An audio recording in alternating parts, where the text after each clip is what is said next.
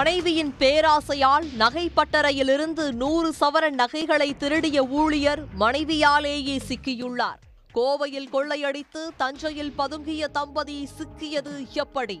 மதுரை மாவட்டம் மேலூரை சேர்ந்தவர் 45 வயது பாண்டியராஜன். இவரது மனைவி உமா மகேஸ்வரி.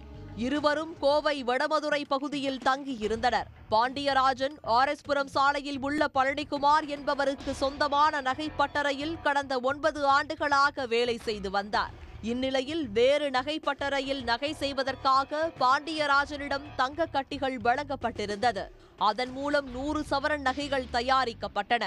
கடந்த பிப்ரவரி 17ஆம் தேதியிலிருந்து பாண்டியராஜன் தனது செல்போனை ஸ்விட்ச் ஆஃப் செய்துவிட்டு மனைவி உமா மகேஸ்வரியோடு தலைமறைவானார். இதையடுத்து நகைப்பட்டறை உரிமையாளர் பழனிக்குமார் ஆர்எஸ்புரம் போலீசில் புகார் அளித்தார். புகாரின் அடிப்படையில் வழக்கு பதிவு செய்த போலீசார் தனிப்படை அமைத்து தம்பதியினரை தேடி வந்தனர். இந்நிலையில் தஞ்சாவூரில் பதுங்கியிருந்த தம்பதியை தனிப்படை போலீசார் கைது செய்தனர். மேலும் திருடிய நகைகள் அனைத்தையும் பறிமுதல் செய்தனர். அவர்களிடம் போலீசார் நடத்திய விசாரணையில் அதிர்ச்சி தகவல் வெளியானது. பாண்டியராஜன் கடந்த 9 ஆண்டுகளாக நம்பிக்கைக்குரிய ஆளாக நகைப்பட்டறையில் பணியாற்றி வந்துள்ளார்.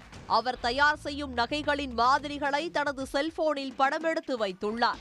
இதனை பார்த்த மனைவி உமா மகேஸ்வரிக்கு அந்த நகைகள் மீது ஆசை ஏற்பட்டதோடு ஆடம்பரமாக வாழவும் நினைத்துள்ளார். இதற்காக பட்டறையிலிருந்து நகைகளை எடுத்து வருமாறு பலமுறை கணவரை அவர் வற்புறுத்தி வந்ததோடு அவருடன் தகராறிலும் ஈடுபட்டு வந்துள்ளார்.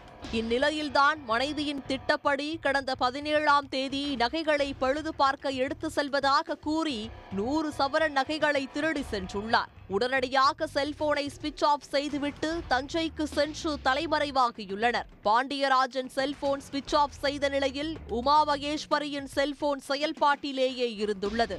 இதை வைத்து தனிப்படை போலீசார் இருவரையும் மடக்கி பிடித்துள்ளனர். இதையடுத்து கைது செய்யப்பட்ட இருவரையும் நீதிமன்றத்தில் ஆஜர்படுத்திய போலீசார் பின்னர் இருவரையும் கோவை மத்திய சிறையில் அடைத்தனர். 9 ஆண்டுகளாக நம்பிக்கைக்குரிய நபராக பணியாற்றி வந்த தொழிலாளி மனைவியின் பேராசையால் சிக்கி சிறையில் அடைக்கப்பட்டது குறிப்பிடத்தக்கது.